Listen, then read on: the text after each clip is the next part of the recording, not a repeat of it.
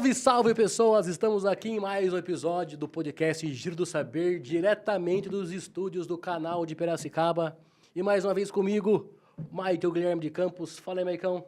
Fala, pessoal, tudo bem? Bom dia.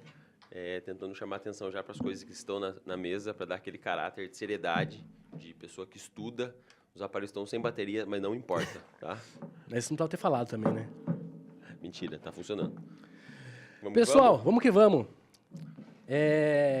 Então esse é o nosso segundo episódio. Acho que a gente está um pouco mais confortável, Muito um pouco mais. mais Sim. relaxado, mais tranquilo. Foi a mulher que me vestiu hoje, só para deixar claro. Um beijo. Paula, te amo. Ai, que bonitinho.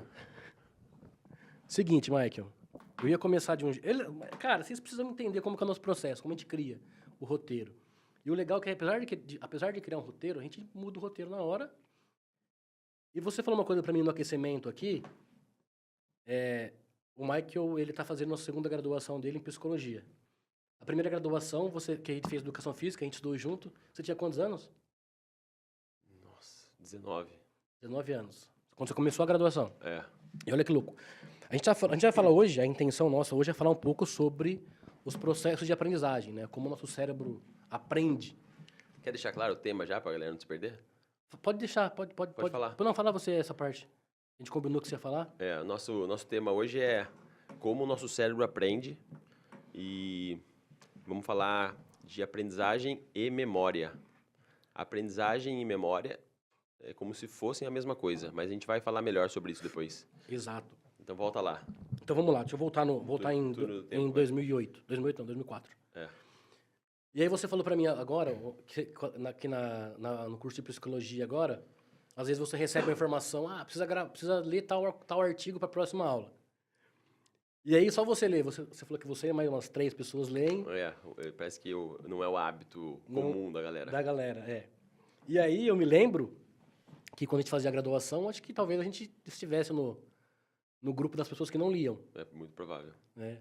E aí, se você pudesse falar com poucas palavras, para a gente não se alongar e voltar pro nosso roteiro, qual é a principal diferença para você do que você vive hoje, da sua experiência hoje na segunda graduação, com quantos anos? Hoje? 39. Com 39 anos, vamos 20 anos depois, né? Qual é a principal diferença do Michael de hoje pro Michael de... Nossa. Algumas coisas são óbvias, né? Porra, mas eu acho que é essa questão da motivação. Então, nesses 20 anos, o que me motiva hoje é bem diferente do que me motivava 20 anos atrás.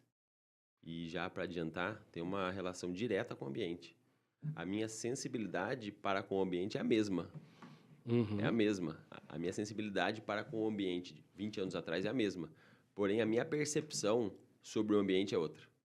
Tanto a minha percepção sobre o meu organismo, que é o meu ambiente interno, quanto a percepção sobre o ambiente externo, que é o contexto ou os contextos dos quais eu estou inserido nos momentos do dia a dia.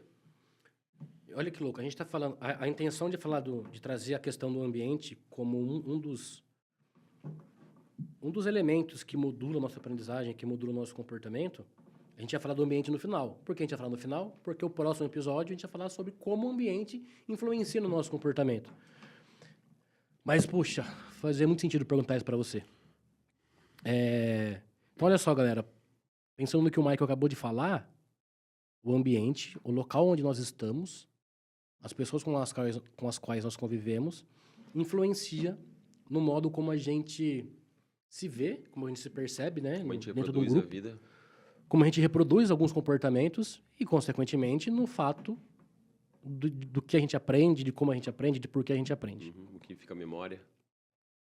Mas é o seguinte, relacionado a isso, mas um pouco relacionado, mas não tão próximo, quando a gente fala de aprendizagem, eu gosto sempre de imaginar e de pensar que a nossa espécie, seres humanos, e você que está assistindo esse podcast, você aí, Jaime, presta atenção. Se você está assistindo é porque você faz parte da nossa espécie. E um dos aspectos que fez com que nossa espécie se destacasse perante as demais, veja só, estou falando se destacasse, não que ela é mais forte, não que ela é mais evoluída, não que ela é melhor, se destacasse perante ao processo de aprendizagem. Eu acho interessante falar que é um aspecto específico, Porque eu percebo algumas pessoas, porque os seres humanos são a espécie mais evoluída. Depende do contexto, depende do que você está considerando o quê. Exato. A gente vai falar disso também, né? Sim. Relacionado à aprendizagem de memória. Mas, aproveitando, vai chamar a atenção sobre...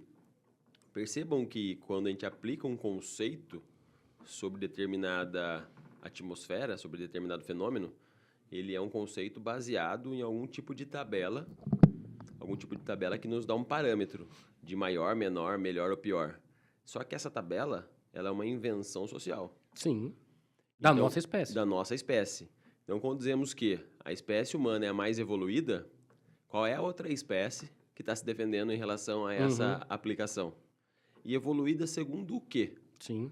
Por exemplo, se pensarmos no processo evolutivo de adaptação e reprodução, o crocodilo e a barata são muito mais evoluídos que a gente, porque a estrutura das quais eles articulam hoje, das que eles usufruem hoje... O modo como eles se apresentam hoje. É muito mais antigo do que a carcaça humana, do que o organismo humano. Sim. Então, percebe-se que nessa situação, nesse exemplo que o Michael deu, o processo de evolução, para você considerar uma espécie mais ou menos evoluída, a intenção é que você perceba quanto tempo faz que essa espécie é desse jeito. Então, peraí, se ela não precisa mais evoluir, se ela não precisa mais ter transformações, modificações no seu aspecto biológico, no seu aspecto físico, quer dizer que ela encontrou um modelo que é eficiente naquele ambiente. Por enquanto. Por enquanto. Né? E quanto mais o tempo passa e mais ela mantém essa estrutura, quer dizer que o que ela oferece hoje, ou o encontro dela enquanto organismo e o ambiente, é o suficiente para adaptação e para reprodução dela. E agora, voltando à questão da complexidade humana, sim, acho muito pertinente que falemos sobre isso. Se pudermos quantificar a intervenção da espécie humana para com o ambiente externo, me parece que a magnitude realmente chama atenção. Sim. A quantidade de mudança ambiental, mudança comportamental e adaptação em circunstâncias e contextos diferentes do planeta. Com altas temperaturas, baixas temperaturas, muita gente, pouca gente. E essa adaptação, essa possibilidade de transformar o ambiente em que se vive é uma característica pertinente ao ser humano. Dificilmente você vai encontrar alguns cachorros... tudo bem que cachorro tem os pets familiares, então... Mas vamos pegar algumas espécies selvagens. Quando você muda o ambiente, elas sofrem diretamente. Sim. Né? Ela não é capaz de falar, não, peraí, tá muito calor, vamos se abanar, vamos criar um ar-condicionado aqui na floresta. Ó, tá muito seco, vamos pegar um umidificador, porque não tá dando para viver. Né? Essa capacidade, ela é, até que se prove o contrário, exclusivamente humana. Então, uma das opções evolutivas que fez com que a espécie humana se destacasse com relação a esse aspecto foi a possibilidade de aprendizagem. Então, quando o ser humano ele foi capaz de aprender... E veja, alguns outros animais, mamíferos principalmente, são capazes de aprender. O ser humano se destaca pela complexidade e sofisticação de todo esse processo de aprendizagem. Só que para que isso fosse possível, ou seja, para que eu, você, Jaime, presta atenção, hein? Para que eu e você, Jaime, o Michael, e a galera que está ouvindo isso daqui, fosse capaz de aprender, a nossa espécie foi meio que condicionada a nascer sem aprender. Porque quanto mais margem nós temos para aprendizagem, menos é possível, menos é necessário que a gente aprenda quando nasce. Que a gente saiba quando nasce. Por isso que a nossa espécie é uma espécie altamente dependente do outro. Eu estou com uma filha de 3 meses e meio e eu percebo como ela é dependente de mim para sobreviver, para se alimentar, para poder estar agasalhada, para poder, enfim, para tudo, né? É claro, como eu disse no último episódio, eu me sinto dependente dela emocionalmente. Hoje, para mim, pensar em um mundo sem ela é completamente sem propósito.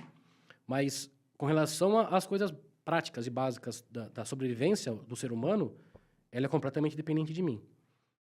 Toma só o bebê assim? Não. Nós somos dependentes uns dos outros em vários momentos da nossa vida. Sim. Acho que vale a pena adicionarmos nesse conteúdo, então, uma sugestão de leitura. Susana Herculano escreveu o livro Vantagem Humana. E é uma brasileira neurocientista que descobriu aproximadamente a quantidade de neurônios que temos no nosso cérebro. São 86 bilhões de neurônios. Peraí, repete. 86? 86 bilhões de neurônios. 86 bilhões de neurônios. E cada neurônio, estima-se que... Solta essa. Que cada neurônio é capaz de...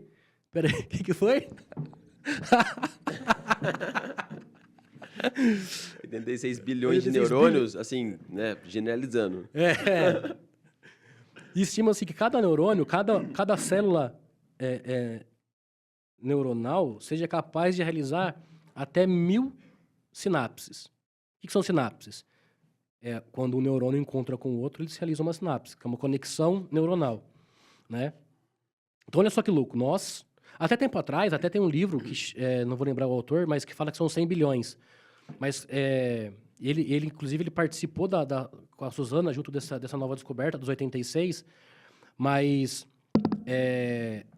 os experimentos que a Suzana Herculano Rose utilizou para chegar nesse número, eles são mais precisos, tá? Com relação a essa quantidade, de 86 bilhões de neurônios. E é interessante pensar que todo o nosso comportamento, ele é realizado, ele é modulado por essas conexões. Só que quando a gente nasce, estima-se que uma criança, ao nascer, ela tem cerca de 100 bilhões de neurônios. Então, o que acontece? Ela perde neurônio em algum momento da vida dela. Nós perdemos neurônios, e essa perca de neurônio, ela é chamada conceitualmente de poda sináptica. Então, o que é essa poda sináptica? Quer dizer, a perda de neurônios acontece naturalmente, naturalmente com relação aos processos que o nosso cérebro passa. Quando uma região ela é enfraquecida, quando essa conexão neural ela é enfraquecida, a gente acaba perdendo essa circuitaria de neurônios, né? A criança, que ela nasce com cerca de 100 bilhões, então cerca de 15% a mais do que ela necessita, do que ela vai ter quando adulto, do que ela necessita, não, gente, desculpa. Ela nasce com cerca de 15 bilhões, cerca de 15% de neurônios a mais do que ela vai ter na idade adulta. E acho que faz sentido porque, imagina que é um ser que acabou de sair do útero, então na vida intrauterina, ela tem uma quantidade de estímulos pequenas, tem estímulos, mas é pequeno, e quando ela sai, ela recebe uma infinidade de estímulos ambientais, ela precisa se adaptar a isso, o organismo dela, o corpo dela, o cérebro dela, precisa entender o que está acontecendo, né? Então, por um determinado momento, a quantidade de estímulos que ela vai sentindo, que ela vai sofrendo, faz com que algumas circuitarias sejam reforçadas e outras sejam desestimuladas. E essas que são desestimuladas, que são enfraquecidas, acabam se perdendo. Então, o conceito de poda neural, que acontece por volta dos 2, 3 anos, a primeira, é justamente para otimizar o funcionamento do nosso cérebro. Porque se eu tenho circuitos que não estão sendo utilizados, não faz sentido, principalmente pensando num órgão que gasta muita energia. E ele gasta muita energia porque o funcionamento dele exige a produção e o desprendimento de energia, que as sinapses elas são feitas por meio de conexão eletroquímica. O Michael pode falar um pouco mais disso depois, né? Então, as conexões que não são utilizadas, elas acabam sendo excluídas do nosso sistema, né? Isso acontece para otimizar o nosso cérebro. Então, de novo, a primeira poda ela acontece por volta dos 2, 3 anos. E é interessante perceber que nessa primeira poda, alguns aprendizados eles acabam sendo... A gente percebe até uma retrocedência. Existe essa palavra? Retrocedência? Vamos ver. Porque a criança ela aprende muita coisa. Imagina que uma criança acabou de nascer, então a quantidade de estímulo que ela vai receber. A partir do momento que o cérebro identifica já quais são as circuitarias que devem ser fortalecidas, as outras, nesse momento, acabam deixando de funcionar e são eliminadas pelo organismo. Característica ou condição do que retrocede. Então, olha só, existe uma certa retrocedência em alguns aspectos da aprendizagem. Anota aí se você não sabia dessa, hein? Retrocedência. Jaime, retrocedência. Tá? Dona Carmen, que mora no andar de baixo lá do meu apartamento, anota, só vive me perguntando, Michael, me fala uma palavra difícil. Outro dia eu falei para ela, otorrinolaringologista, que lindo, vou usar. Nem sabe. Então, o que acontece? Percebe-se uma certa retrocedência na aprendizagem. É claro que o aprendizado básico, o aprendizado que a criança precisa para sobreviver, ela vai manter, né? Mas algumas coisas precisam ser retomadas para que ela continue aprendendo cada vez mais, né? Então, pensando nisso, eu acho importante a gente trazer essa situação de que a gente nasce com determinada quantidade de neurônios, perde neurônios, e para aprendizagem, a gente vai falar sobre a plasticidade neural, ou neuroplasticidade, que é a capacidade que a gente tem de aprender e de criar, e nosso cérebro de se adaptar a novas aprendizagens. Então, tem uma adaptação física, uma adaptação morfológica, uma adaptação dessas circuitarias. Então, para a aprendizagem, fazer novas conexões é tão importante quanto perder as conexões que a gente não vai utilizar. É um processo intrínseco. E é um processo que acontece naturalmente. É claro que aí a gente vai aprofundar no próximo episódio, mas o ambiente, ele exerce uma pressão muito forte com relação ao tipo de aprendizado e ao modo como a gente vai aprender, com relação à criação dos nossos hábitos, com relação a como o ambiente nos estimula ou não estimula a realizar determinado tipo de comportamento. Falei que eu vou beber água. Tá. Falando sobre esse momento, né, do início da vida humana, esse ponto que foi tocado sobre a nossa dependência, leve em consideração. Eu jogo para vocês aí. Veja como as outras espécies, principalmente os mamíferos, ou aquelas que você tem acesso... Calopsita. Se você tem uma calopsita. Como elas têm uma independência um pouco mais jovem, né, relativamente mais jovem em relação à espécie humana. A nossa espécie tem uma dependência muito, muito grande dos seus criadores. E ainda aproveitando essa dependência, leve em consideração você mesmo, ou teu filho, ou tua filha, como ela reproduz, né, essa aprendizagem do contexto que ela está inserida. Eu não vou dar ênfase ao ambiente, mas essa conexão é como se nossa espécie tem um aparato inato de receber informações por meio dos 5 sentidos, certo? Para cada sentido, ou seja, para cada um dos 5 sentidos que venham a falhar, que não sejam funcionais por algum motivo, como se eles tivessem algum tipo de deficiência comportamental, levando em consideração o que seria uma não deficiência comportamental, como se os 5 sentidos estivessem funcionando, os outros sentidos, eles são potencialmente mais estimulados Sim.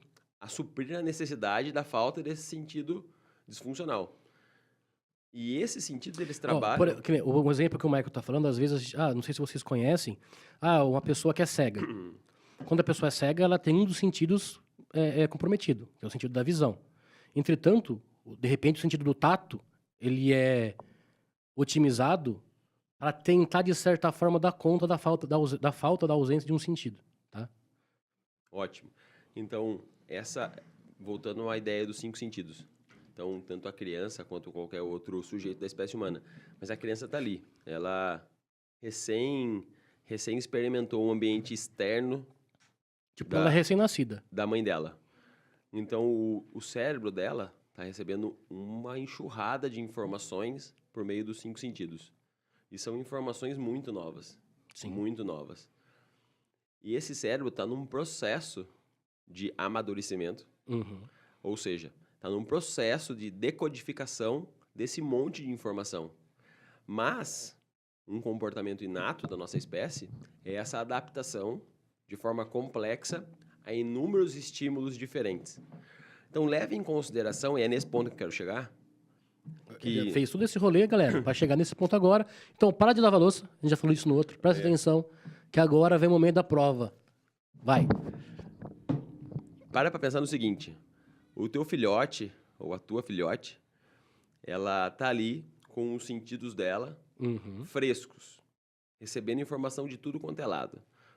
Qual é a probabilidade dela exercer, de proporcionar um comportamento muito diferente do contexto que ela está inserida? Perceba que a forma como seu filho e sua filha se comportam tem muito a ver com a aprendizagem do contexto que ela está. Ela está recebendo estímulo do pai, da mãe, do vizinho, da rua, da escola. Tudo isso gera memória. A gente vai falar um pouco disso depois, né? Então, a repetição de informação gera uma espécie de canal facilitador para que toda vez, presta atenção nisso, vou repetir.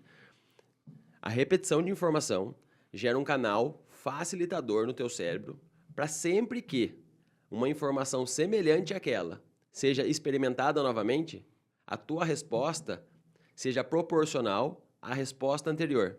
Então, ou seja, toda vez que você experimenta a mesma coisa, é muito provável que o teu comportamento frente àquela experiência se repita quanto mais significativa for a tua experiência e quanto mais reforçadora for pelo ambiente externo. O teu pai, o teu vizinho, os teus amigos. Deixa eu ver se eu consigo te dar um exemplo, ver se faz sentido. Vamos Venha. pensar, vou aprender a tocar piano. Ótimo. Nunca toquei piano na minha vida. De repente me apresentam um piano, nem sei o que é um piano. Ok. Comecei a aprender a tocar piano. Aí alguém, mas isso adulto já, que aí enquanto a gente é adulto, a gente tem uma limitação natural do processo de neuroplasticidade. A gente vai falar disso daqui a pouco. Mas vamos lá, comecei a tocar piano. Se eu for lá, primeira coisa, se eu só estudar, ler partitura e um monte de coisa, e não for de fato colocar em prática, a possibilidade de eu aprender é zero. Tá? Eu tenho eu fiz faculdade de educação física e tinha um professor que me falava assim, o sujeito vai ler 10 livros sobre natação, participa de congressos sobre natação, assiste palestras sobre natação, workshop sobre natação, e ele fica 10 anos se tornando um PhD na teoria da natação. No primeiro dia, depois desses 10 anos, ele pula numa piscina funda. O que acontece com ele? Ele morre afogado. Porque ele nunca entrou na água. Nunca fez uma relação entre a prática, entre a teoria e a prática. Para algumas coisas, a teoria ela tem um aspecto muito mais relevante, mas quando a gente fala de uma aprendizagem motora, que está diretamente ligada ao cerebelo, nosso cérebro, nosso encéfalo, na verdade, se a gente não tem a prática, a gente não vai aprender. Então, voltando ao piano, se eu não vou lá apertar os dedinhos nas teclas para aprender, a aprendizagem não existe. Se eu não vou de novo, então pensou que eu fui lá a primeira vez. E aí eu comecei a tocar uma musiquinha lá, o do Ré, Mi, Fá. Tum, tum, tum, tum, tum. Uma circuitaria específica no meu cérebro foi criada para aquele comportamento. Tive a segunda aula. Aquela circuitaria, ela foi reforçada. E eu tive um novo aprendizado. Além do Ré, Mi, Fá, aprendi uma outra música. Então, aquela circuitaria que já existia, ou que se tornou existente por conta da primeira aula, ela foi reforçada na segunda, de repente foi reforçada na terceira, aí na quarta aula aprendi um algo a mais. Então, ela foi reforçada, aprendi um algo a mais, ela começou a criar, vamos imaginar que os neurônios começaram a identificar que é uma nova aprendizagem, e faz sentido para mim, porque eu gostei. Eu gostei porque na primeira aula que eu fui, o professor falou assim, nossa, você leva jeito pra coisa, hein? Então, olha só, eu fui reforçado pelo ambiente a voltar na próxima aula. Se o professor, no momento que eu toquei a primeira vez, ele vai lá, o professor, ou um amiguinho, um colega, sei lá quem, e emite um comportamento no qual eu vou ter um reforço negativo, foi lá, zoou, putz, mas não dá, hein? Ô, dedo duro, não sei o que lá. A possibilidade de eu voltar é menor, diminui. Então, olha só, por meio do reforço positivo do professor, eu voltei para a segunda aula. E esse reforço positivo, o Maico pode falar mais disso também, ele é fundamental para a gente poder repetir, para a gente poder continuar fazendo alguma coisa. Então, percebe-se que o circuito responsável por tocar piano foi sendo fortalecido por meio de um reforço positivo. Me tornou significativo, então ele fortaleceu ainda mais. A partir da terceira aula, quarta aula, eu comecei a aprender um processo, algumas músicas mais complexas. Então, essa circuitaria, que antes era pequena, ela foi se aumentando e foi conseguindo recrutar mais circuitos, mais neurônios dentro do meu cérebro, fazendo com que depois de 3 anos, eu conseguisse tocar a Quinta Sinfonia de Beethoven, que eu nem sei se dá para tocar no teclado, no piano. Mas, então, o processo da repetição, ele vai reforçar algumas circuitarias. E aí que é louco, porque a partir do momento que nesse processo, os circuitos que eu realizei ao acertar, eles são reforçados. Os circuitos que, ao realizar, eu errei a nota, eu errei alguma coisa, eles vão, ao longo do tempo, eles vão sendo diminuídos, enfraquecidos. Então, o erro, nesse sentido, para a aprendizagem, faz muito sentido porque se eu erro e eu tenho um parâmetro que eu sei que eu errei, e alguém, de repente, pode me direcionar para isso daí, eu posso direcionar o meu comportamento para circuitos que fazem com que eu tenha o acerto, que eu acerte, que eu tenha isso naquela tarefa. E com relação a isso, os circuitos que foram ativados e que me levaram ao erro, eles são enfraquecidos. Então percebe-se que, de novo, para a aprendizagem, mais do que criar novas conexões, é importante deixar que as conexões que não são utilizadas, que são disfuncionais, não funcionem. Que elas sejam extintas. Ótimo. Faz sentido? Faz. Vamos fazer o seguinte, então. Vamos fazer o seguinte, então. Eu tô pensando assim, Vai fazer um jogo. Mentira, vai fazer um jogo não. Não, eu tô pensando a Milena, com o irmão dela, o Mateuzinho. Lembrando que são pessoas que provavelmente não existem, gente, tá, pessoal? se por acaso você se identificou com algum nome, foi... É com você. Cara, Se se tocou no seu coração e foi bom, é pra você. Se for uma coisa... Se foi mal, cara, é não completamente é com você. aleatório. Exato. Vamos lá. Então, a pessoinha nasce já com uma capacidade... Vê se é isso. Vamos lá. Já com uma capacidade inata... Você chama de genética isso. Por meio do teu cérebrozinho, com vários neurônios ali dentro. Sim. Aproximadamente 100 bilhões. Sedentos Uhum. por absorver informação. Sim. Tá. E daí... Eu não sei se eles estão sedentos, se eles estão... Mas vai, continua. Como se não tivesse outra opção também. Porque a célula tá ali para isso. Essa célula específica tá ali para isso. Mas vamos transformar num episódio vamos pensar que é um desenho, vai. Vamos criar uma história. Vamos criar uma história. Por que a gente vai criar uma história? Porque a nossa espécie, ela tem uma facilidade maior de aprender por meio de contação de histórias. E por quê? Porque durante a evolução, como que o conteúdo era passado de uma pessoa para outra? Até a criação da escrita, era uma pessoa falando para outra, blá, blá, blá, blá, blá, blá, blá, e outra pessoa reproduzindo. Essa é a história. Né? Vai, continua. Mas a gente pode entrar mais a fundo nisso daí. Daí a criança está lá, com seus neurônios cerebrais sedentos por informação. Eu nem sei se o que eles falavam era assim, blá, blá, blá, blá, blá. Mas faz de conta que é. Então, nessa dependência dos pais dela, sim, ela vai recebendo informação. Tá. Nesse convívio com os pais, em um determinado contexto, ela também recebe informação. Por exemplo, o sofá, a altura do sofá, o levantar e cair, o tipo de programação na televisão, as pessoas que frequentam essa casa, aonde os pais a levam. Se está calor, se está frio. Se está calor, se está frio. Se o quarto dela fica perto ou fica longe da sala. Ou seja, essa exploração do contexto que ela está inserida. De todos os sentidos. Então, tudo isso remete a uma quantidade informacional que vai sendo processada no cérebro dela. Sim. E conforme vai repetindo esse estímulo dos contextos que ela frequenta, é possível que esses estímulos se fortaleçam em forma de resposta, conforme a consequência do comportamento dela. Então, ou seja, ela vai percebendo que uma das pessoas que cuida dela é chamada de mãe, e toda vez que ela fala mãe, essa pessoa responde. A outra é pai, toda vez que ela fala pai, essa pessoa responde. Caso ela tenha irmãos, as mesmas coisas. A hora que ela chama uma coisa de panela, a hora que ela chama uma coisa de comida, ela percebe que toda vez que ela chama comida, mata essa vontade inata e necessária de fome. Toda vez que ela tem sede, ela pede água. Então, essas experiências repetidas, que muitas delas vão se tornando motivacionais sempre que ela percebe que uma necessidade dela, um comportamento que ela emite, é reforçado por uma consequência, como a comida para fome e a bebida para água. Isso vai criando um repertório nela. Um repertório de aprendizagem. Um repertório de comportamento. E, consequentemente, vai se fixando na memória. Sim. Então, ok. Então, essa criança vai crescendo e vai expandindo os contextos dela. Ela começa a ir para a escola, ela sai de casa, começa a aumentar o grupo de amigos. O contexto social, que primeiro era só ela, depois passa para ser ela e mãe, ela e família com mais integrantes da família, de repente passa a ser ela e escola, e aí ela vai ampliando o contexto social no qual ela está inserida. Ótimo. Então, você está dizendo para a gente que nessa... Não, peraí. Vai, tô dizendo, não sei. Não, você está dizendo sim.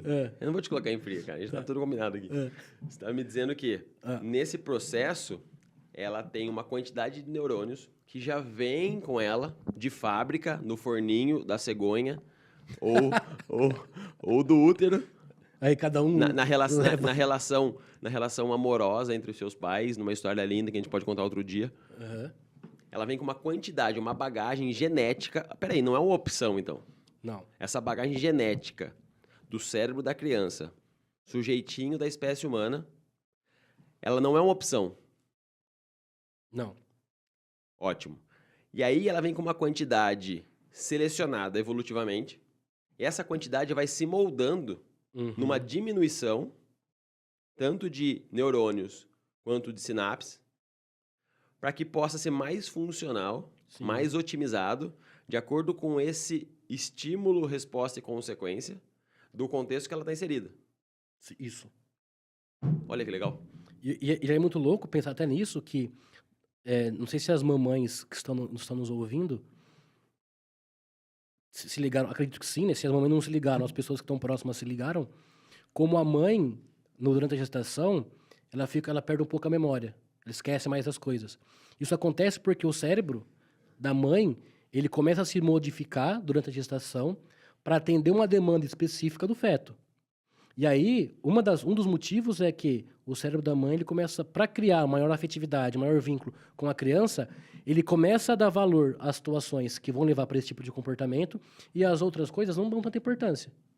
Então, existe até uma diminuição do cérebro da mãe no período de gestação, que depois, com o passar do tempo, vai retomando sua forma normal e tudo mais.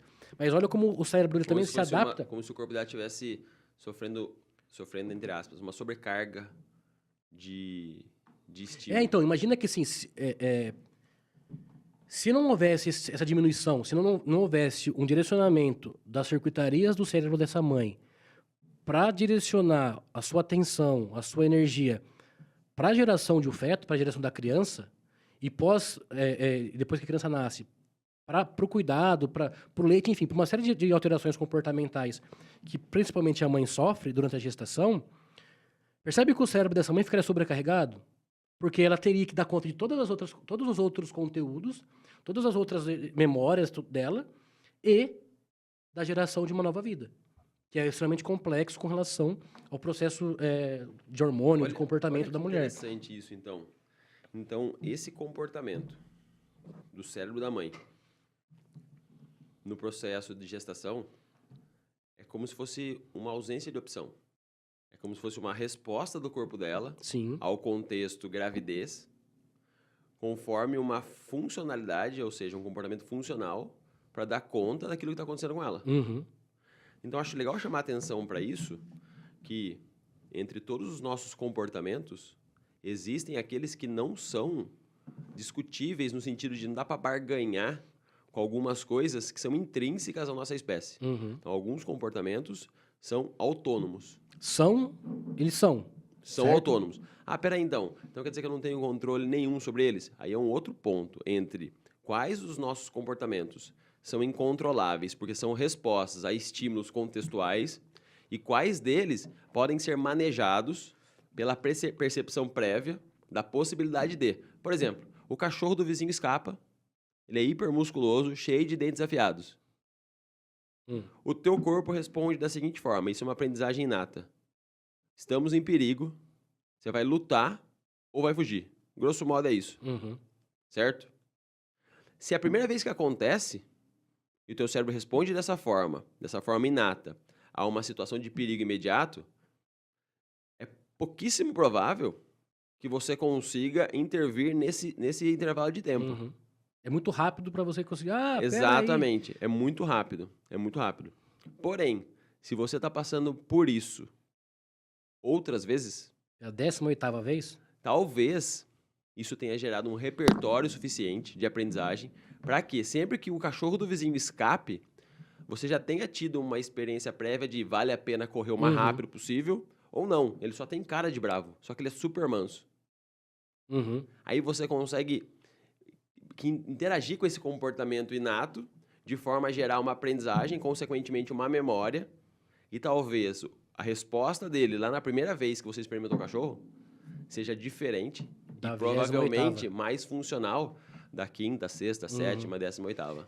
Mas é interessante pensar que esse tipo de comportamento de luta ou fuga, ele foi selecionado pela evolução.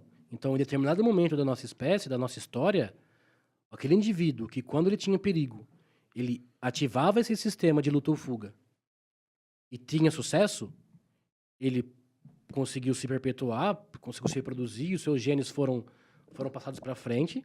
E aquele que, no momento de luta ou fuga, o cara estava na floresta, chegou um leão. Aquele que ficava, o que eu faço? Não sei o que lá. Aliás, assim, a paralisação é um dos comportamentos, uma das respostas. Mas, assim, de repente, aquele que teve algum comportamento diferente não conseguiu sobreviver. E, assim, essa circuitaria de luta ou fuga, que está muito ligada à nossa região emocional, à amígdala, principalmente, que é uma região do nosso cérebro que fica meio na meiuca do cérebro lá, ativada, esse comportamento ele foi passado evolutivamente para a nossa espécie, para os nossos... Acho que vale a pena a gente fazer um episódio disso. Né? Vale. Comenta aí no vídeo, o que você acha? Isso. Eu quero voltar aqui então, ó. Então a gente falou já da mãe no processo de gravidez, a gente falou da criança, que nasce cheia, repleta de neurônios, e esses neurônios vão sendo podados de acordo com uma função proporcional aos estímulos que ela recebe, ou seja, o cérebro dela também trabalhando de forma autônoma. Eu acho que é interessante falar que essa poda, ela acontece, ela tem alguns momentos que ela acontecem de modo geral, vou colocar assim, de modo geral, dentro do nosso sistema nervoso central. Só que em alguns momentos, essa poda acaba acontecendo com aprendizagem direta, com a aprendizagem propriamente dita. No sentido de que, se eu resolvo aprender uma nova coisa, uma nova tarefa, os circuitos que me levam ao êxito naquela tarefa, eles são fortalecidos, os que me levam ao fracasso, eles são enfraquecidos. Então, de certo modo, existe também uma poda nesses circuitos que são disfuncionais em algum momento. Ótimo. Né? Então, vamos percorrer essa história. Então, aí, essa criança vai crescendo, vai se desenvolvendo, chega na pré-adolescência, na adolescência, e todo esse percurso ela está recebendo informações. Sim. Todo esse percurso está recebendo informações. E tem o comportamento característico da fase da vida que ela se encontra. Ela está?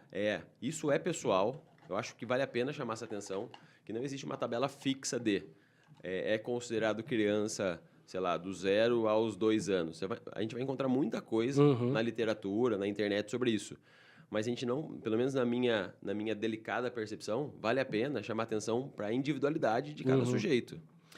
Só retomando com relação à poda, e a gente vai deixar na descrição do vídeo, tem um artigo que foi publicado na PNAS, que o título é Como a poda sináptica molda a fiação neural durante o desenvolvimento e possivelmente na doença. Legal, é artigo científico. Então, é um artigo científico que sugere, veja só. E eu acho também interessante trazer que a maioria dos assuntos, lógico que tem assunto que a gente vai trazer aqui, que é a interpretação nossa sobre um conteúdo. Mas tudo isso, ele tem um embasamento, a ideia é que tem um embasamento científico, né? Então, olha só, o artigo sugere que essa poda sináptica que é feita a primeira poda, ela tem uma ligação com o surgimento do autismo, né? Com o comportamento do autismo. Então, a gente não vai entrar em detalhes aqui, mas se você quiser dar uma olhada no artigo, como a poda sináptica molda a fiação neural durante o desenvolvimento e possivelmente na doença, tá? O autor é o Sakai. Esse artigo ele foi publicado em 2020, tá? Então eu vou deixar o link na descrição do vídeo. E aí, se você tiver interesse, se aprofundar no assunto, clica lá, beleza? Daí ele vai estar em inglês, mas aí você coloca no seu tradutor para passar para português, beleza? Boa. Excelente. Então, olha que louco. Isso que você está falando, alguns dos nossos comportamentos, então, eles são inatos. E um dos comportamentos inatos que eu acho interessante a gente comentar e que a poda sináptica exerce uma influência sobre eles é a linguagem. Então, nós todos os seres humanos, eles nascem aptos a falar qualquer idioma. O que acontece? Então, geneticamente, todos nós temos a condição de falar qualquer idioma. A predisposição a falar qualquer idioma. O que vai direcionar o nosso cérebro, os nossos circuitos a falar um ou outro idioma é o ambiente, certo? Então, o aspecto motor da fala, ele está diretamente relacionado à condição do idioma que a gente fala. A forma como eu articulo a minha boca para falar o português é diferente da forma como eu articulo a minha boca para falar mandarim, certo? Então, o que acontece? Essa diferenciação que é ocasionada por conta do ambiente vai fazer com que aquelas circuitarias que são importantes para falar o português sejam fortalecidas e as circuitarias que não são importantes sejam enfraquecidas. Ótimo. Ou elas vão criar conexões com outras regiões ou elas são excluídas do nosso sistema nervoso. Legal. E pode falar o que você ia falar aí. Não, eu quero vir com vocês aqui, ó. Vamos andando durante os anos. Cronologicamente falando. Então, acho que vale a pena características, então, né, da criança, do pré-adolescente, do adolescente. E eu acho que vale a pena essa informação, eu não vou me atentar tanto. Deixa eu só perguntar uma coisa aqui. Se a gente estourar o tempo, tá de boa? Então, vamos lá, gente. Eu acho que esse vai dar mais de 1 hora, hein? Boa. Depois edita e fica 35 minutos bem feito. Coloca no 1,5. Então, acho que vale a pena o seguinte, ó. Também é uma relação de pesquisas e evidências sobre o amadurecimento do cérebro humano. Então, estima-se que o cérebro humano, principalmente o córtex pré-frontal. O córtex pré-frontal é aqui que fica atrás da testa. Ó. É a região onde tem uma responsabilidade significativa entre tomada de decisões complexas, essa verificação da tua participação enquanto organismo, ambiente interno com ambiente externo, e verifica esse ambiente nas inúmeras variáveis, nos inúmeros estímulos e tenta tomar o melhor comportamento possível de acordo com a circunstância. Ou seja, o córtex pré-frontal é a área responsável por tomar decisões difíceis. Decisões difíceis. E essa área responsável por tomar decisões difíceis, ela se desenvolve completamente no ser humano por volta dos 23, 25 anos. Ou seja, antes disso, temos uma subjetiva defasagem em tomar decisões difíceis, porque não temos o aparato... Não é nem porque a gente não quer. Não é uma opção. Não temos o aparato cerebral, o córtex pré-frontal, desenvolvido o suficiente para isso.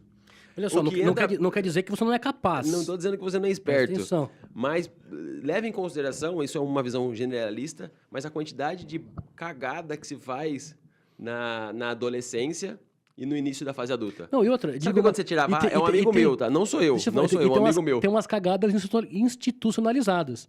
Onde você, com 17 anos, de repente, tem que escolher a sua profissão pro resto da sua vida. Exato. Você não tem capacidade de dirigir. Não consegue arrumar sua cama, né? A sua roupa, isso aconteceu comigo, era mágico nessa época, a roupa, ela aparece magicamente do cesto sujo pro seu guarda-roupa. Que coisa. E eu tenho que tomar a decisão difícil de saber o que é que eu vou fazer da minha vida com 18 anos. E outro exemplo, né? Não aconteceu comigo, obviamente, foi com um amigo meu. Você tira racha. Você pega o carro do teu pai, porque você também não tem carro, e encontra um amigo seu com o carro do pai dele também, e vocês competem quem chega mais rápido do ponto A ao ponto B. E para quê? Só para competir em velocidade. E não mede as consequências ou nem leva em consideração a possibilidade de fazer uma baita de uma porcaria. Então, isso, percebam que tem uma relação enorme com essa ausência, né? Essa ausência de desenvolvimento completo do córtex pré-frontal, em perceber que o quanto vale a pena eu pegar o meu carro, dirigir em alta velocidade contra um outro carro, só para receber um reforço subjetivo de eu fui mais rápido que ele, eu sou melhor que ele, eu sou mais apto a chegar mais rápido do início ao fim. E a recompensa é qual? Nada. Né? Trivial. Hoje com 39 anos... exatamente. Hoje com nada. 39 anos isso é muito claro. Mas isso também tem uma relação de aprendizagem. Acho que sabedores disso... Poxa, então eu tenho mais de 25 anos, o meu córtex pré-frontal é mais desenvolvido. Olha a bagagem que a gente está entregando para vocês, e a gente também recebeu de alguém, para que, de repente, coloca o teu filho, tua filha, ou alguém que você conhece, e senta, olha o que a ciência está dizendo. O que vocês acham disso? E aí é uma espécie de dividir responsabilidade. Porque se eu sou sabedor, né? Se eu sou sabedor de que eu não tenho um aparato biológico eu não tenho um aparato de organismo, um aparato de ambiente interno, que não esteja apto o suficiente para um determinado comportamento, isso talvez diminua a minha culpa. Sim. Em ter que desenvolver, ou ter que resolver um problema, ou ter que desempenhar um comportamento, sendo que talvez eu não tenha toda a capacidade necessária para isso. E eu sei que isso é tênue, pessoal. Eu sei que é um campo delicado. Peraí, tá dizendo que as pessoas não é isso. Não é ser capaz ou não ser capaz. Até porque, assim, de repente essa pessoa que aos 25 anos, ou aos 26, ou aos 24, de novo, não é data exata. Fiz aniversário, opa, melhorou. Ou criou a conexão, enfim. Mas, de repente, essa pessoa ela vai ter condições de interpretar e tomar melhor decisões nesse momento. Só que não é a partir desse momento que você vai que os pais, que durante o processo de aprendizagem, que a gente vai imputar novos comportamentos nessa pessoa. Ah, então quer dizer que meu filho ele não tem condição de aprender, de tomar boas decisões até os 25 anos. Ah, então vou deixar ele fazer as coisas do jeito que ele quer e que no aniversário dele de 25 anos, a gente vai lá, senta e resolve. Não é radical assim. Não é radical assim, é um processo de aprendizagem, de novo, como a gente falou há pouco. Esse processo ele exige repetição, exige que seja realizado várias vezes um comportamento para que ele seja aprendido, né? Esse processo de aprendizagem, ele está relacionado ao modo como a nossa memória é capaz de assimilar essa informação. Então, veja, a aprendizagem é a capacidade que você tem de conhecer novas habilidades e ter um novo conhecimento. Tá. A memória é a capacidade que a gente tem de armazenar esse aprendizado, de armazenar essa informação e resgatar essa informação quando for preciso. Quando eu estiver numa situação que aquela memória ela é importante, eu vou lá, busco essa memória e transformo ela em um comportamento, né? Tanto que, assim como a gente vai perdendo neurônios ao longo da nossa vida, achava-se que nasceu com isso, já era. Não tem mais, você não vai criar novos neurônios, que é o processo de neurogênese. Entretanto, percebe-se que em algumas áreas do cérebro a neurogênese existe e ela é mais acentuada. Uma das áreas é o hipocampo. O hipocampo está diretamente ligada à aprendizagem e à produção de memórias de curto prazo. Então, assim, a maioria das nossas memórias... Onde fica hipocampo? A gente pode falar disso? Pode falar disso, Maicon. Tá. Você tem uma fotinha? Tem uma fotinha? Hipocampo? Vou procurar aqui. Continua aí que eu então, vou procurando. Então, o que acontece? A informação chega para nós por meio do hipocampo e ela vai se criar uma memória de longo prazo. Ou ela vai ser excluída de acordo com aquele comportamento é importante, de acordo com aquele comportamento é utilizado. Então, veja só. Mas então seria bom se eu já vi algumas pessoas comentando seria importante, seria bom se a gente não esquecesse as coisas. De novo, a gente já falou isso no último episódio, do primeiro episódio. A gente não sabe qual é a capacidade do cérebro, mas a gente sabe que é uma capacidade finita.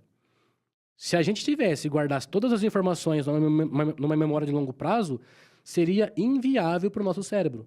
Para que eu vou ter que gravar o caminho daqui até a biblioteca, por exemplo, se eu fizer isso uma vez só? Então, eu vou ocupar uma memória no meu cérebro desnecessária.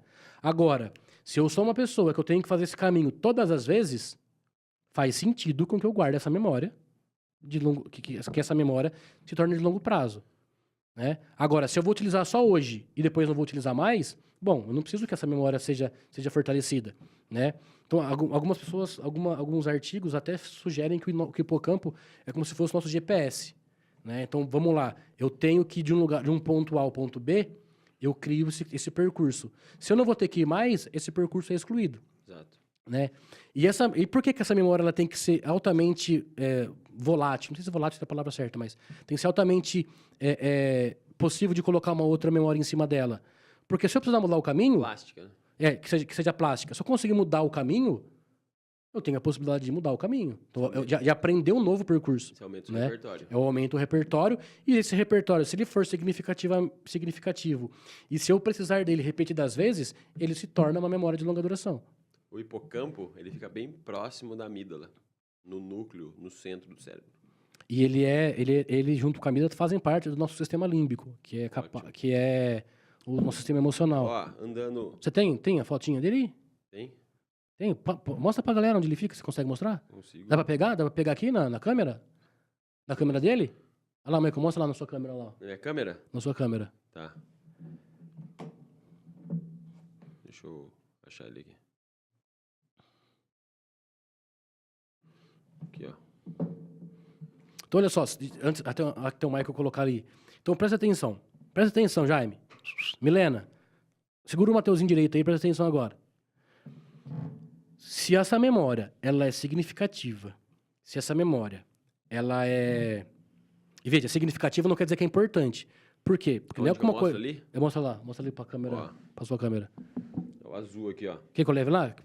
Leve. Dá zoom ou que eu levo lá?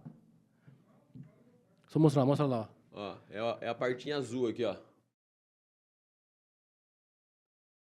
Impressionante. Eu queria mandar os parabéns para a equipe aqui, eles são incríveis. Eles trabalham com uma coisa que eu descobri há pouco tempo, chamada tecnologia. Eles fazem milagre com a tecnologia. Deu pra pegar? Beleza. Então, olha só, o hipocampo que tá ali onde o Michael mostrou Pode falar o nome, vamos falar o nome do nosso Nossa, o quê? nosso staff? Fala, pode falar. Pode falar. Pode? Pode falar? Igor? Igor? Eu ia falar, não sei se eu falava Yuri. Falei, nossa, quer ver o nome dele? Vamos falar. Igor, gente. A gente fala o nome do Igor, também compartilha as redes sociais. E o Igor em breve será o nosso convidado, tá? Ele vai ser o nosso convidado de um podcast aqui. Mas não só o Igor. Olha lá, ó. Olha só. Ali, senhoras e senhores. Esse é palmas para o Igor, gente. Bate palma aí na sua casa. Bate palma. Hipocampo. Isso. Sensacional. Tá ali o hipocampo dentro de um cérebro. No meio, lá na meiuca, tá vendo? Lá na meiuca. Ali, ó. Córtex pré-frontal lá na frente. Então, para você entender esse corte, Aqui embaixo, ele tá, o cerebelo. a pessoa tá olhando, o cérebro tá para lá, ó. Tá? Então, lá. tá como se fosse a cabeça do Mike, olha. Beleza? Magnífico, hein? Puxa vida, que trabalho. Show. Então, olha só. Vamos. De novo, se a memória é significativa e se você vai utilizar ela várias vezes, se você vai utilizar ela em outros momentos, você acaba tornando ela uma memória de longa duração. Por que eu falei que ela é significativa? Significativa é diferente de importante. Não é porque uma memória, um conteúdo é importante que você vai aprender. Vou dar um exemplo. Todos nós sabemos da importância da atividade física. Mas muitas pessoas, todos nós não, muitas pessoas no planeta sabem da importância da atividade física. Se só saber que uma informação é importante fosse suficiente para a gente aprender ela, nós não teríamos mais pessoas morrendo de obesidade do que de fome no planeta. Tá? Então, o fato de ela ser significativa tem que ser significativa para você. E tem uma série de fatores que fazem com que a informação seja ou não significativa. Sobre influência ambiental. Que é a influência do ambiente. Mas acho que vale a pena seguir por esse caminho. Ó. Vamos trazer agora para a fase adulta. Que é a questão... fala que tava falando que os neurônios, que o hipocampo ele é capaz de gerar novos neurônios. Bora. Que é a neurogênese. Né? E um dos fatores importantes, eu falei do exemplo da atividade física, um dos fatores importantes para estimular a neurogênese é a atividade física. Ótimo. Né? Quer dar ênfase nisso? Não, fica à vontade. Não. Eu quero trazer para a idade adulta, para que talvez o nosso encontro sirva como subsídio para você que está assistindo. Por exemplo, perceba que a forma com que você se comporta hoje é memória. Memória aprendida. Uhum. Então, quando você sai da sua casa às 8 horas da manhã, porque na noite anterior você programou o seu despertador, você só programou o seu despertador porque você tem um comportamento aprendido, fortalecido na memória, em como preparar o meu despertador para ele tocar na hora que eu espero que ele toque. Uhum. Aí eu levanto pela manhã, troco de roupa, tomo banho. Todo esse comportamento é memória. E pensa, todo esse comportamento que o Michael falou agora, que é trivial para um adulto, se a gente voltar no tempo, imagina como foi, se você é pai, se você é mãe, já passou por esse momento, lembre como é o processo de você fazer o seu filho vestir a própria roupa. Né? Eu tenho um filho de 9 anos. Quantas vezes eu tenho que falar para ele assim, ó, Guilherme, vamos lá, tá na hora da escola? Daí eu volto, Guilherme, vamos lá, desliga a televisão, tá na hora da escola? Uhum. Guilherme, vamos lá? E ele fica bravo. Na 19ª vez, ele fica... Então, olha só, existe a pressão. Olha como a pressão ambiental, a pressão social, ela é muito importante para esse processo de aprendizagem, né? Porque o adulto, se ele pode escolher, não, mas eu não vou. Tá bom, beleza. Só que ele tem uma série de consequências sociais que, ao chegar atrasado no trabalho, ao não dormir direito, e o sono está diretamente relacionado à consolidação da memória. É durante o sono que as memórias do hipocampo, elas passam para outras áreas do cérebro e se torna uma memória de longa duração. De novo, essa memória é significativa se você vai utilizar outras vezes. Eu vou falar né? sobre isso aqui. Então vai falar sobre isso? Então fala. Mas você está falando do adulto primeiro. Então vamos lá. Você levantou da tua cama. Perceba aqui, pé direito, pé esquerdo, alternadamente, caracterizando uma passada, uma caminhada, não está sob o seu controle, entre aspas. Perceba como é um comportamento autônomo. A hora que você aprende a andar, é uma memória implícita, uma memória de dentro, ambiente interno. Então você anda até o banheiro, anda até o seu guarda-roupa. Olha que intrigante a complexidade do teu comportamento baseado em aprendizagem e memória. E quando o Michael fala de memória implícita... Quem que é Mário? Michael. Mário. O Mário. Eita. Pão do Mário. Puxa vida. Não vou falar de propaganda pro seu tio. Mas deixa aí, se quiser. Então vamos lá, vou fazer Pão do Mário, padaria aqui em Piracicaba. Então ajuda nós aí. Seguinte, quando o Michael fala dessa memória implícita, tente explicar como é que você anda. Como é que você anda? Eu coloco o pé na... Eu vou tentar explicar? Exato. Então, tipo, o lance da diferenciação das memórias. É isso. Então eu fico em pé e coloco o pé direito na frente, daí ele equilibra meu corpo. Depois eu coloco o pé esquerdo na frente, ele equilibra meu corpo. E eu vou calculando o meu trajeto de acordo com os obstáculos da minha casa, supondo que eu esteja andando dentro dela. Desvio da minha cama, viro, entro pela porta do banheiro, aí dou uma esquivada e fecho a porta, entro no chuveiro, ligo o chuveiro.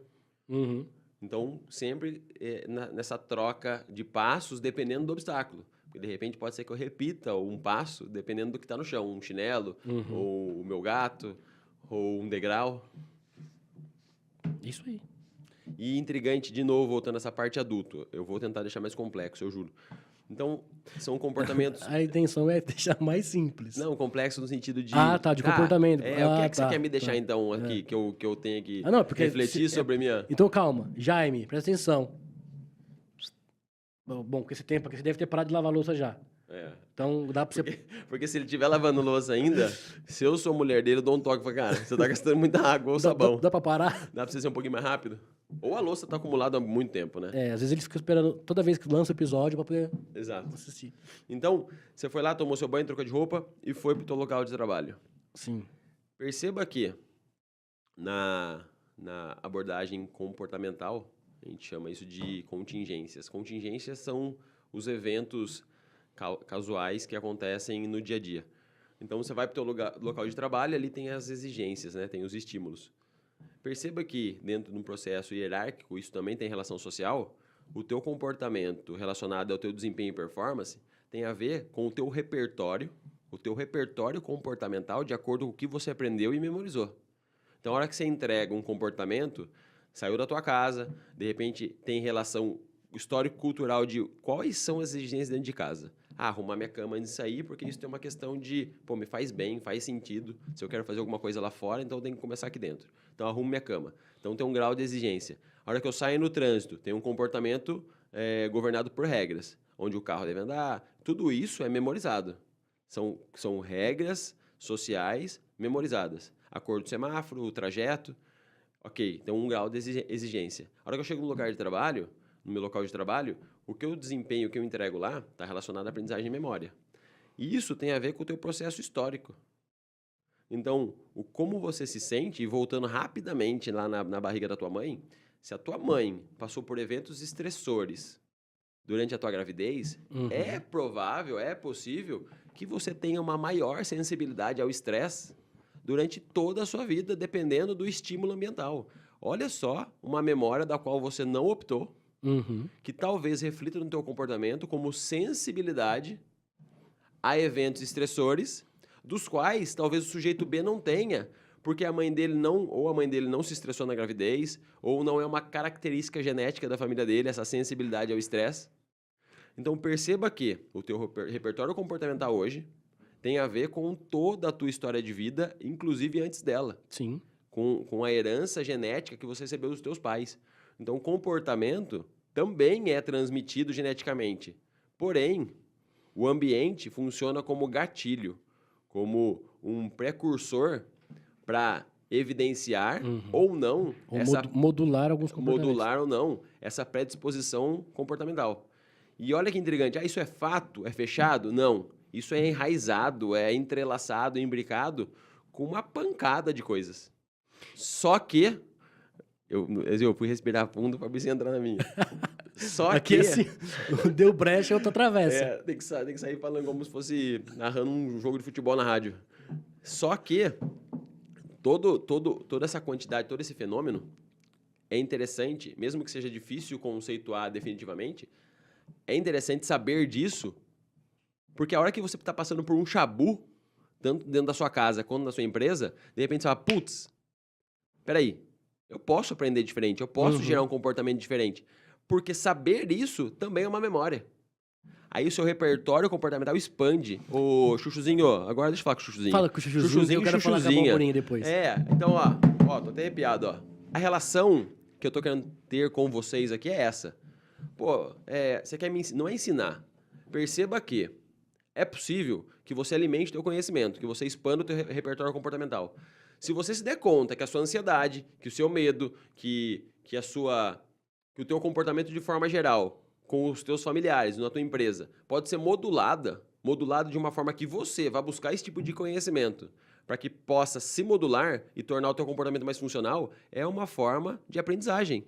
Quanto mais você praticar isso, mais essa memória fica. Porém, contudo, entretanto, se não tiver motivo para ação, para executar esse comportamento, ou seja, se a sua resposta comportamental não for motivada por um antecedente que te diga assim, ei, parceiro, você está reproduzindo a vida, faz tempo, cara. Você não sai do ponto que você está, faz tempo. A hora que você se der conta disso, esse estímulo vai gerar uma resposta. E se a consequência for uma consequência que aconteceu comigo, caraca, tem conteúdo plausível, tem conteúdo me gerando aprendizagem e memória, dos quais transformaram muitos âmbitos da minha vida, muitos dos meus comportamentos em funcionais. Cataplum. E se você que está assistindo a gente fala, não concordo com nada disso, percebe que esse seu comportamento é um sintoma da aprendizagem? Você só é capaz de discordar de algo porque você, dentro de todos os seus conceitos, tudo aquilo que você aprendeu, você criou uma memória sobre ela, e a hora que chega um conceito que para você não faz sentido, você fala, não, peraí, discordo. Tá, mas se discorda, vai colocar o que no lugar disso? Então, essa adaptabilidade, essa flexibilidade de concordar ou não concordar, de acreditar ou não acreditar em certas coisas, elas são baseadas na aprendizagem, que está diretamente ligada à forma como esse conteúdo foi armazenado em formato de memória no nosso cérebro, na nossa cabeça. O Maurício aqui levantou a mão para falar e falou, Mike, mas isso aí você está tirando da onde, cara? Boa, Maurício, obrigado. Então tem um artigo para vocês aqui, Igor. Se liga que essa vai, hein? Vai o link. Olha só o nome do artigo. Reconsolidação da memória humana. 2 pontos. Mecanismos cerebrais e relevância clínica. É da revista... O meu inglês é tão bom quanto o meu dinamarquês, então vou assim mesmo. É da Journal of Psychiatric Neuroscience and Therapeutics. Vocês entenderam, né, gente? Ficou bom, Therapeutics? Ficou bom. É que às vezes eu sou poliglota, às vezes eu confundo um pouco. É a língua presa também. Tem isso. Então, esse artigo aqui fala sobre a formação de memórias. Então, as memórias, elas são flexíveis, são plásticas e elas têm janelas. A sua memória tem janela. Ou seja, você memoriza algo... Janela, tem uma lacuna. Exato. Você memoriza algo, enquanto esse algo se permanecer ativo, ela vai se fortalecendo. Se esse comportamento, se essa memória fica no stand-by, é possível que você consiga evocar ela. Gastou em inglês agora. Um beijo, amor, minha professora de inglês particular. É possível que você consiga evocar ela. Nesses períodos de convivência diária, as tuas memórias vão contendo janelas, onde você pode adicionar informações, pode ressignificar a sua memória. Então, a sua memória é plástica, a ponto de que seja possível adicionar informações ou ressignificar informações, expandindo ou substituindo memórias. Inclusive, e aí eu quero... Ali, a minha câmera. Você que está pegando informação do WhatsApp, do teu tio ou da tua tia, que tem viés político ou qualquer outro tipo de viés, e está te entregando um produto nas coxas, e você fala, putz, é verdade, porque o tio Carlos, ele sempre que ele fala é verdade. Você está aproveitando essa lacuna de memória e colocando uma informação que pode ser falsa. Aí você vai começar a reproduzir um comportamento baseado em aprendizagem e memória que não tem nenhum sentido com a verdade. Fica atento. Show de bola. Show de bola. Então tá aí, Maurício. Aqui, ó, entreguei o artigo e não é da minha cabeça. E além disso... Apesar de ser, né? Porque eu tô reproduzindo um comportamento graças ao meu cérebro. Além Eu esqueci de falar uma coisa quando a gente estava falando da infância, que é um período crítico para a aprendizagem, período crítico no sentido de o cérebro está propenso a receber muita informação e criar novas sinapses a todo momento. Por exemplo, uma coisa que eu acho interessante é quando a gente aprende uma nova linguagem, um novo idioma, né? E faz tanto sentido isso para mim, porque partindo do pressuposto que nós temos inato, a capacidade de aprender qualquer idioma, qualquer língua.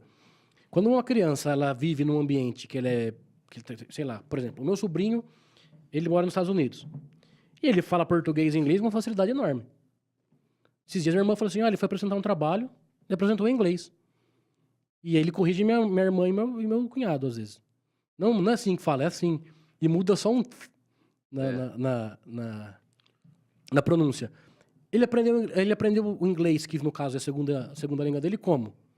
Convivendo com as crianças. Pelo simples modo, ele está num ambiente onde o inglês é a língua predominante, ele aprendeu o inglês. Tem uma coisa muito legal. Só que assim, isso daí, para uma criança que está num período crítico de aprendizagem, período que ela tem maior possibilidade de aprender, é muito mais fácil do que para nós, com 30 anos, 36 anos, ser colocado dentro desse ambiente. Primeiro que você tem todas as suas crenças de, poxa, eu não posso errar. Nossa, será que ele vai me entender? Nossa, como é que vai ser eu conversar com as pessoas em um idioma que eu não domino?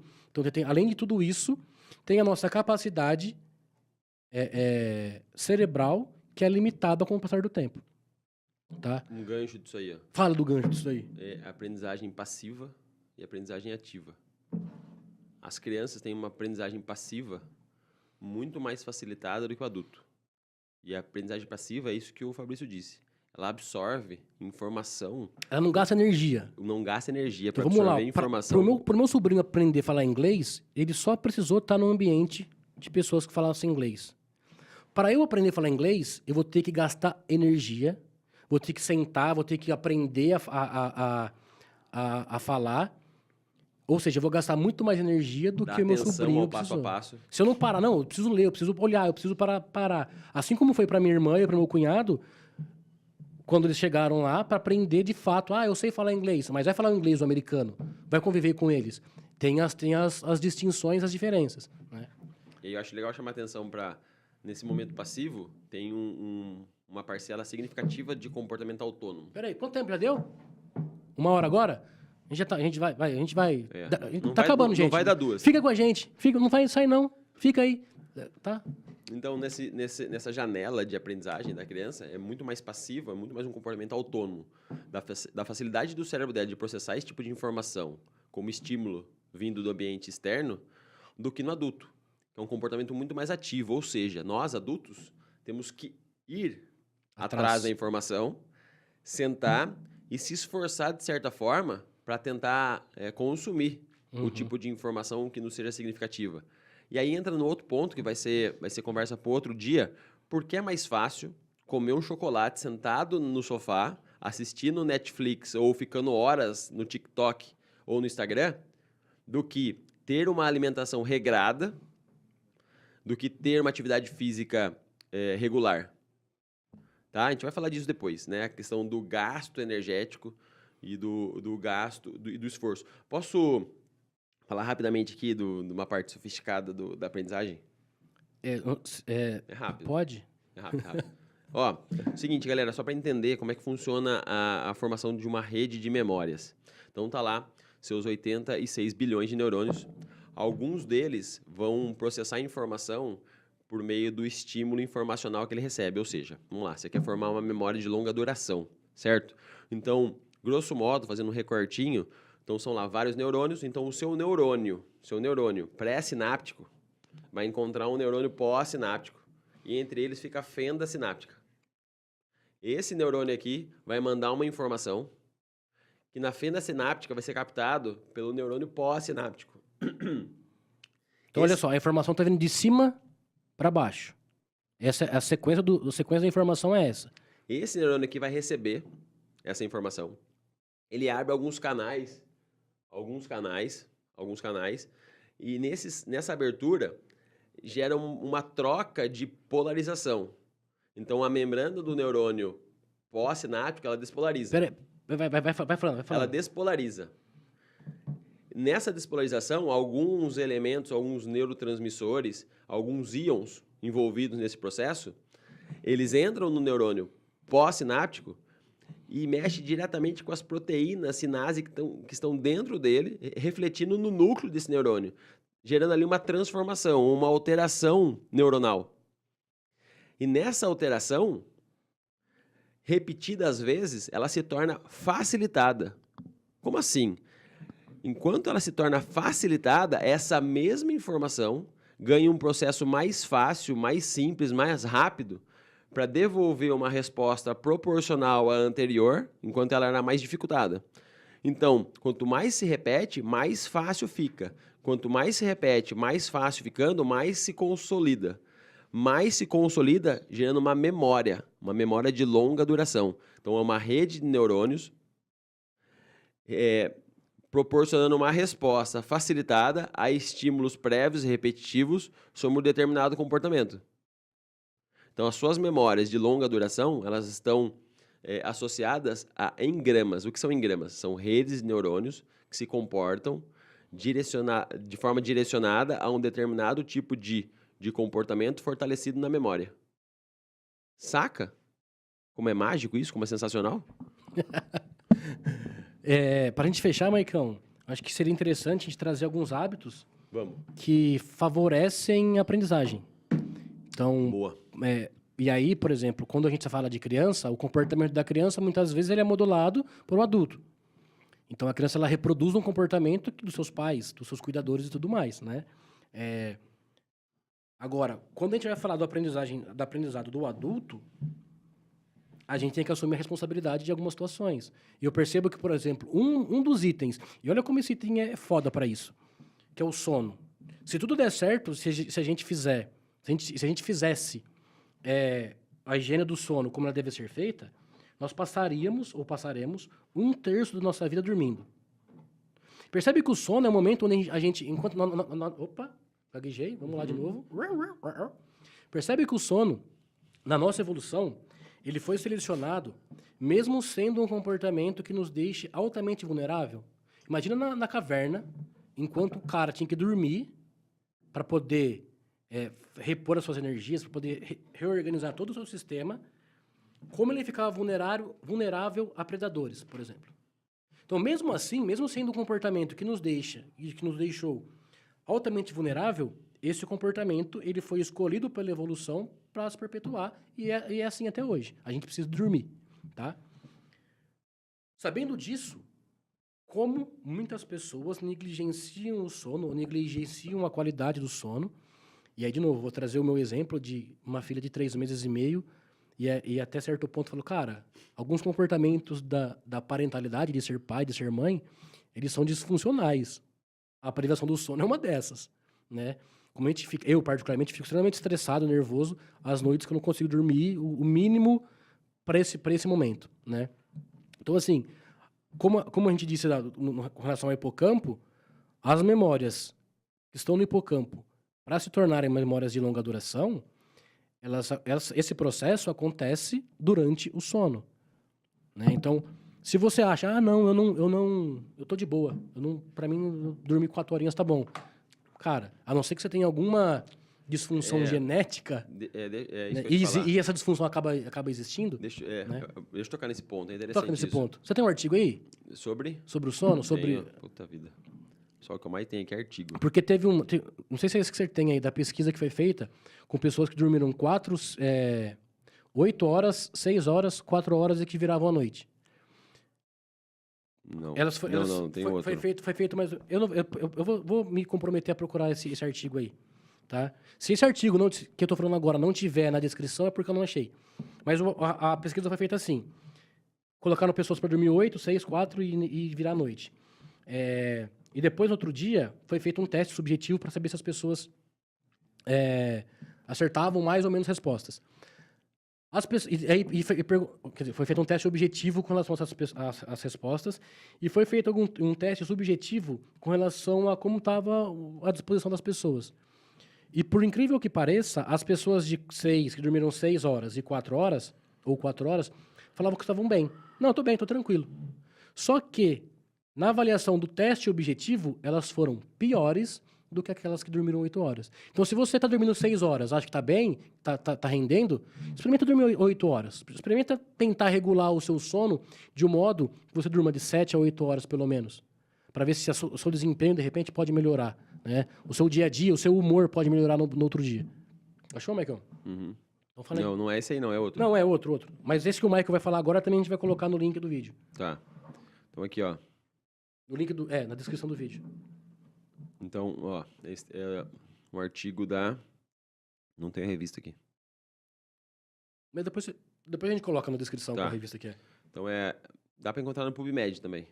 A estrutura cerebral e os mecanismos genéticos subjacentes à associação não linear entre duração do sono, cognição e saúde mental. E esse artigo ele fala do quê? Ele fala da privação e do excesso de sono. Então, se você dorme pouco ou dorme muito, isso interfere no teu desempenho de atenção, de memória e, consequentemente, de aprendizagem. E esse ponto que eu queria chamar a atenção naquela hora. Porque, eu durmo pouco, mas durmo super bem. Nossa, eu sou um sujeito que chega às 4 da manhã e durmo até 1 hora da tarde com facilidade. Um ponto que talvez vocês não estejam levando em consideração é o que nós já estamos falando há algum tempo aqui nesse episódio. O comportamento autônomo do teu cérebro, ele não pergunta para você o que é que você acha disso. Então, se você não está dando subsídios para que o comportamento autônomo do seu cérebro... O que é comportamento autônomo mesmo? É, por exemplo, uma dor de barriga, ou uma ansiedade, ou um medo do cachorro que escapou, ou o comportamento da mãe quando está grávida, ou aquela perda de atenção num determinado momento, ou numa reunião de negócio, porque você está cansado. Comportamento autônomo são comportamentos dos quais passam despercebidos pelo sujeito que comporta. Então, se você não está dando subsídios para que o teu cérebro possa ter um comportamento autônomo, funcional, de acordo com o que você gostaria de desempenhar durante o dia, é muito provável que o excesso de sono, ou a privação de sono, ou a desregulação de atividade, ou a desregulação alimentar, estejam refletindo num comportamento diário do qual você nem está se dando conta. Então, a tua aprendizagem, a tua memória, a tua atenção estão sendo prejudicadas, talvez de forma sutil, mas o suficiente para que você não consiga aquela consequência imaginada. Então, essa sensação de não estar super bem pode até acontecer no nível superficial de percepção. Mas o que o teu corpo, o que o teu cérebro está realmente trabalhando com o tipo de informação que você está dando para ele, de repente passa despercebido.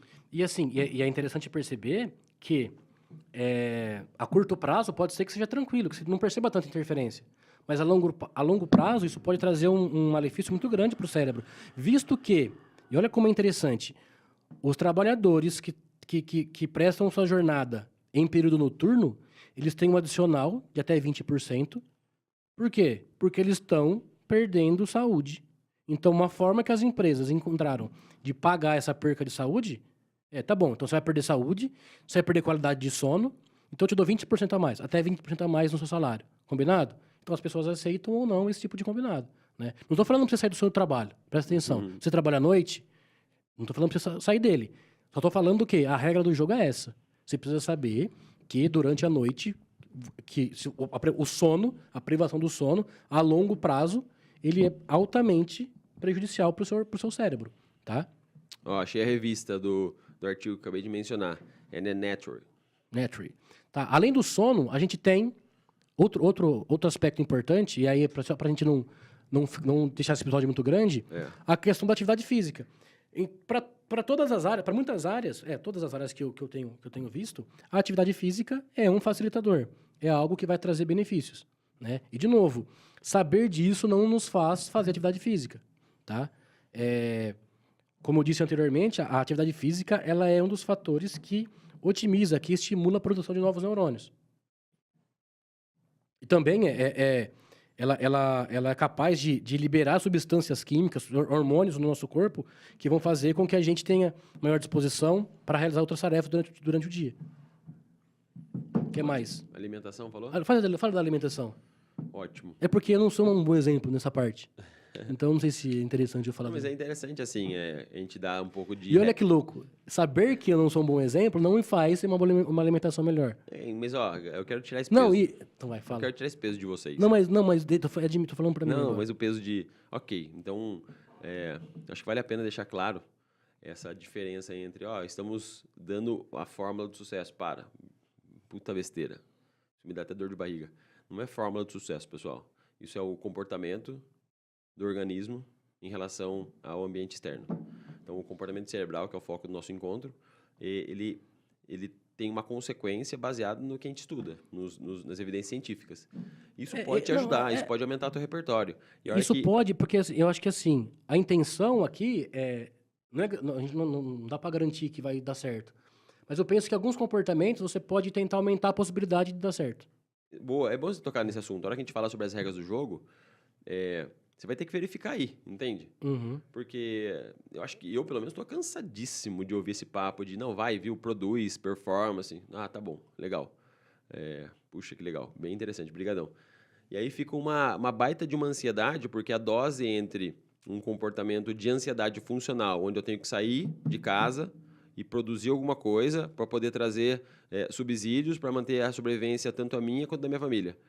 É uma diferença de dose para que eu volte para casa tenso, ansioso pra caramba, porque eu não estou conseguindo alcançar esses quadros, essas plataformas de sucesso. Então, sabedor disso, desse compartilhamento, disso que a gente está tentando oferecer para vocês põe na mesa, senta lá, sua esposa, seus filhos, põe na mesa e verifica o que vale a pena ou não. Verifica se vale a pena ou não. E, de repente, você consegue encontrar novos caminhos em que consiga produzir outras coisas das quais façam tanto sentido para você e o retorno seja suficiente e a manutenção de sobrevivência da tua família seja fundamental e talvez a ansiedade seja mais sutil. Entende? É uma questão de repertório. A ideia desse encontro é expandir o teu repertório. E aí, voltando sobre a alimentação, o que você come reflete no teu comportamento cerebral. O que você come reflete no nível de ansiedade ou talvez numa percepção de melancolia sobre os desafios diários. Então, a ideia de regulação, tanto de alimentação, atividade física quanto sono, é como se fosse uma base em que você está oferecendo para o teu cérebro, para que talvez ele te devolva, nos momentos de comportamento autônomo, um comportamento funcional. É mais ou menos assim, é como se você tivesse o teu carro, e pode ser um puta carro, se você não trocar o óleo dele e não fizer as revisões e não encher o pneu, você pode estar no volante achando que está ali no joystick, na primeira pessoa. Se o seu carro não tiver subsídios para te oferecer uma performance, talvez ele derrape na curva, talvez o motor venha a fundir. Ou seja, a manutenção do teu carro vai te dar subsídios para que quando você estiver no volante, ele possa te oferecer o que você espera dele. Ou seja, atividade física, sono, alimentação e essa expansão de repertório é como se fosse essa manutenção do teu carro chamado cérebro, quando você tiver a sensação que está no volante dele, ele possa te oferecer esse desempenho, essa performance que você espera dele. Sacou a analogia? Eu achei sensacional. Eu achei que... Não sei se estava marcada já para você falar dela. Não está marcado nada, não tem nada aqui. É coisa da... Não. E eu vou inserir um novo. Vou inserir um item nessa tríade que você colocou aí, só agora, para fazer um gancho para o nosso próximo episódio, que é o ambiente. Rede de apoio. Então, como é o ambiente, quais são as pessoas que você se relaciona, como você cuida da sua casa. E assim, a gente já vai... A intenção é trazer coisas do dia a dia mesmo, né? Coisas que podem interferir ou podem te auxiliar, podem te ajudar em ter comportamentos mais funcionais, tá? Então, pegando como é que eu falei, atividade física, alimentação e sono como base, que aí eu acho que esses três aspectos eles estão mais ligados ao indivíduo. E um quarto aspecto que a gente vai trazer aspectos relacionados ao indivíduo, mas também ao meio, ao ambiente que ele está inserido, que é, como eu acabei de falar, o ambiente. Isso. Fechou? Ótimo. Então fica o nosso compromisso para o próximo episódio é falar de como o ambiente influencia no nosso comportamento. Fechado? Tranquilo? Mais alguma coisa, Maicon? Não, acho que por hoje é isso. Nosso agradecimento mais uma vez ao canal de Piracicaba, a toda a equipe que está aqui, equipe linda e maravilhosa.